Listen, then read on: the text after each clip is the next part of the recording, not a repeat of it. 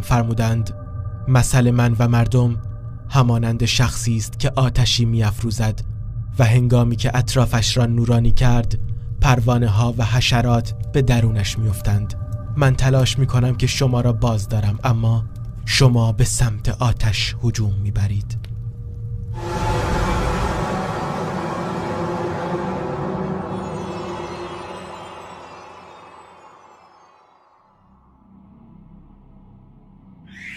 جذب شدن مگس به سمت تله نمونه خوبی برای انسانه. همونطور که مگس کش با جذابیت مگس رو به سمت خودش میکشونه ولی در عین حال اون رو از بین میبره، انسان هم حواسش به زرق و برق این دنیا پرت میشه و ممکنه از بین ببرتش. با اینکه خیلی از مردم فریب خوردند، اما بعضیا تصمیم گرفتند که از آتش فرار کنند قبل از اینکه اونها رو در بر بگیره. My name's Eamon, I'm 26 and a couple of years ago I was a club promoter, dancer, you know, big on social media and just everything that wasn't right in life. I was blinded by shaitan, like the glitz, the glamour. I'd think to myself, being what I was, used to be a dancer, jumping in the middle of a circle and having all eyes on you and making people clap and cheer. I thought that was glamour. I thought that was, wow, what a rush. My name's Noor. They used to know me as Noah. Eamon's my best friend. Been mates with him since high school. We used to go out together, do everything together, you know, the promotions, the festivals, the whole lot, you know. At the time when you're there, you're enjoying it. The way the environment is, girls coming at you, the lights, the music, your heart pounding and, you know, the goosebumps and, you know, the really good feeling that everyone wants to search for. And shaitan did, you know, he beautified everything around me, you know, from women to money to acquiring more. And he made it look so good that you wanted more. And if you took a bit, you weren't satisfied, you still wanted more. And I always felt to myself, I can go out every night, you know, Wednesday to Sunday night and just party and hang out and meet people and socialize, and I'm not hurting anyone. In the actual sense, I was hurting myself. با اون همه مهمونی مختلط و موزیک و رقص و مشروب، چیزی که اسمش اون موقع عشق و حال بود، طولی نکشید که ایمن و نور احساس کردند انسان‌های پوچی هستند که پشت زرق و برق دنیا قایم شدن. Night in, night out, you go out, you think you had a good night out, but once you rest your head on that pillow, you realize the emptiness that's in your heart. You know, you just went to sleep and everything you just did was a waste. I had a really big night. I think the next day when I woke up in the hotel, I just kind of stood for about half an hour and sat there and thought, is this it? Like, is this what life is? You know, like work Monday to Friday, go out on the Saturday. And I thought at that time, there has to be something more to it. The time came and I started to realize to myself, what am I doing? You know, well, what's the purpose of this? Why am I in this scene anyway from to begin with? And when I started to realize to myself, I actually sat down, I still remember this day. I just came back from a night out, went to sleep, woke up, and I was sitting in my bed for literally no joke, half an hour at the most, and just wondering what happens when death comes. Death itself. When it comes and it takes you, what happens after that? ألهاكم التكاثر حتى زرتم المقابر. And then that's when I started to change and started to realize, you know, and I started to attend a lecture or two.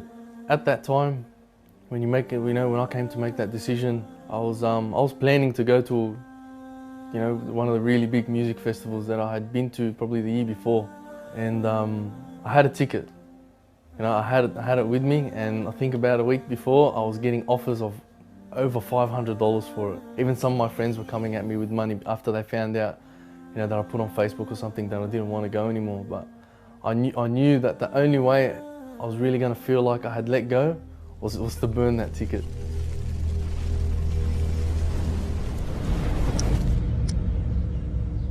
So I burnt it. And one day after work, just went into the car park, threw it on the ground, and, you know, got a lighter off someone and torched it. It was probably the best feeling of my life, one of the best feelings I've ever had till today. نور و ایمن هر دوشون بعد از اینکه تصمیم به تغییر گرفتن متوجه شدن که باید برای این راه بجنگند و اینکه شیطان پیش هر دری منتظرشون وایساده. One thing I realized about being in this scene is one thing that shaitan, the devil, threatens you with is being alone. You know, he threatens you that if you leave these people that you're with in this circle, you have no one, which is completely false. At one point it was actually only me and Noor, you know, as mates and as brothers. But then through Islam and as we started to practice our deen, we started to realize the brotherhood became bigger. 10 grew to 20, 20 grew to 30, 40 grew into an amount that you can't even explain. You know, sometimes you go pray at another mosque that's completely out of your area and you meet someone that has seen you before, or you've seen them, and they're like, oh, I remember you, brother, you know, you were sitting at this talk, or I met you at this dinner, or I met you at this fundraiser. It's an amazing feeling because that person's coming up to me just to say hello. He doesn't want money from me. He doesn't want fame. He doesn't want entry into a place that, you know, that he wants to go in. He just wants to speak to me because that's what Islam is about. Love. شیرینی اسلام داشت کم کم وارد قلبشون میشد و توی این 3 سال درخت زحمتشون داشت کم کم ثمر میداد. Alhamdulillah, by the will of Allah, the past 3-4 years have been beautiful for me. You know, alhamdulillah, Allah subhanahu wa ta'ala invited me to Hajj in 2011. That was an experience I would never forget. I took my mother as well. And alhamdulillah, I've been to a few countries around the world to, you know, spread the deen of Allah. Be France, New Zealand, also go around Australia. رسول الله علیه السلام به ما یادآوری کردند که بهترین ما قبل از اسلام بهترین ما بعد از اسلام هستند. برای اینکه این موضوع رو بهتر بفهمیم باید ببینیم نور و ایمن بعد از اسلام توی ماجراجویی زندگیشون چه اتفاقی میفته. Last year, me and brother Noor actually went to one of the festivals, one of the big music festivals that happen every year. And we went there to call people to not go in, you know, to save them. Back in the day, I used to actually call them to come to the festival, to actually enter and enjoy and discounts and so on. And we thought that we'd try to redeem ourselves from what we were doing before, you know, like calling people to that environment. So we thought we'd go to this and, you know, tell people to stay away, you know, try to convince the people what they were getting themselves into because we had been there, you know, and we knew what it was like. We've experienced it before. ایمن و نور اولین کسایی نیستند که همچین تغییری کردند و مطمئناً آخرین اونها هم نبودند، ولی با همه اینها خیلی از مسلمون ها هستند که دارن وارد همین تله ها میشند و فریب نور زرق و برق دنیا رو میخورن. It burns the heart to know that my Muslim brother, sometimes Muslim sisters out there, they're still in this, and it burns me to know that I can't do nothing about it except ask Allah to guide them. Because if we die in this state, a state of ignorance, a state of not caring, what will our ending be? So it's a strong urge from myself, turn to Allah before it's too late. Just run away from the fire because it's not worth it.